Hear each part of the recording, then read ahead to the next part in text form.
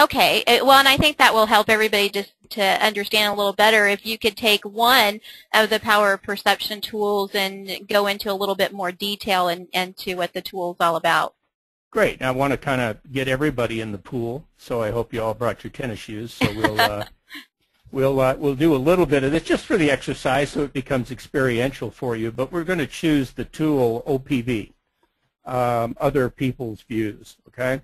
And you could almost substitute the P for the other positions views, because very often it's positions that people take and lock on. I mean, their ego is firmly invested in a posture or position, and it may be only around this one issue, and it isn't them generally as people. But you have a little bit of flexibility here. But O.P.V is it's to direct attention to the views of specific people that you know have a stake in things, people that you know eventually have been assigned a stake. Maybe that is that. I'm always saying that when you want to have an enterprise type meeting in the past, the last person we wanted to invite that meeting was a financial person, and because I always came with a wet blanket and just no money, no hope, no anything, so you didn't invite them in. The reality is they are a stakeholder in the fact that they do have the purse strings. It's important to bring them in and have them vested in the opportunity possibility as early as you can to try to get their views, because then you may be able to design around them or with their considerations in mind. It allows you to step into the other person's shoes here as we're outlining, and that means that we are going after specific people, and we want to be sure that they can be part of the team, and we want to be sure we get a clear understanding of what their views are. And very often, with the way perception works, we can probably just as easily be wrong about their position as we are right. So we try to say that we try to cover a very comprehensive way of being sure you've got all the stakeholders.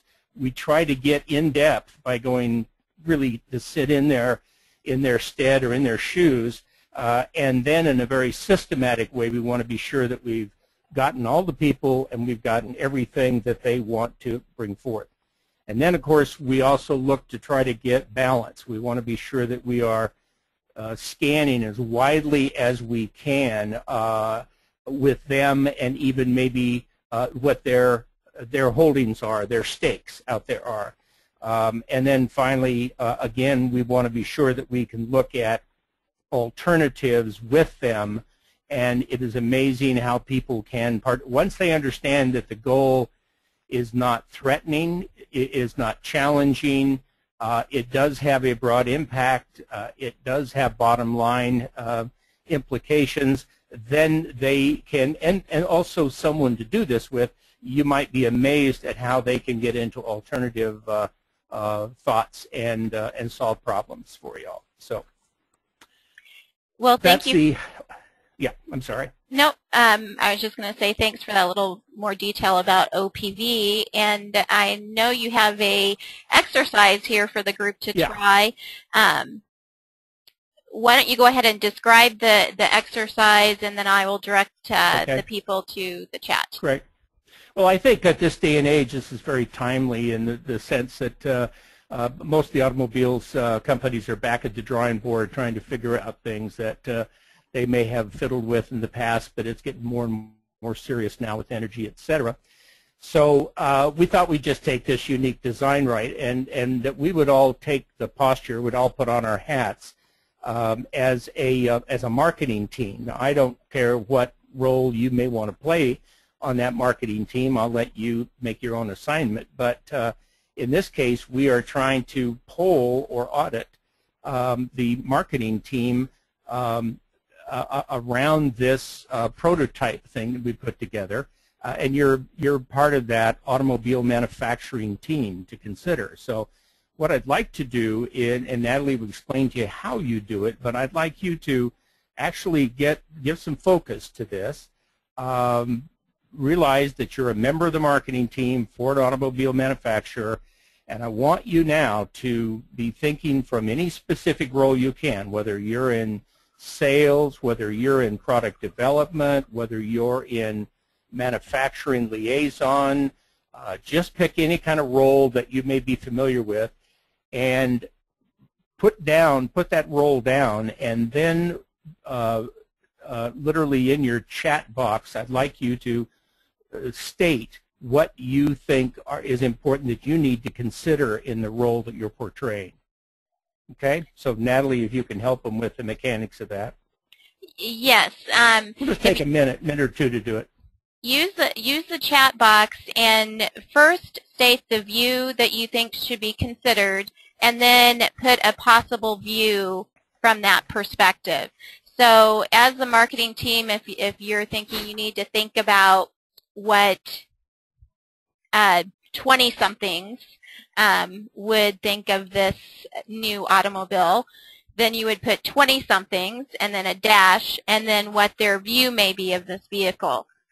If you are thinking of an internal team member, say the R&D team, then you might put a perspective from their point of view.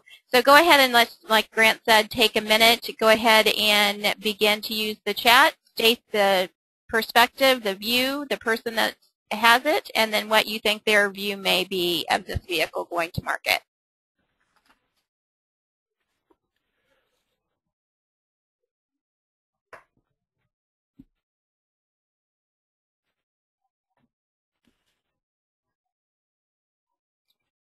We've got some coming in. Please continue. Sure, great. The first one we have is legal, and it's what about the safety research of this design? So what have the crash test dummies told us about the safety of this vehicle? Another view is safety area, parents of teen drivers not safe enough.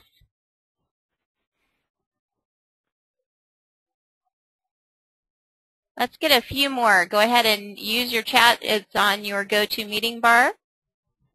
You may need to push the plus button to have the opportunity. We've got another one here that says buyer, toy, not a real car could be the perspective. We have another perspective from sales. Who are we targeting this to? Only two-person households? What about families with two or more?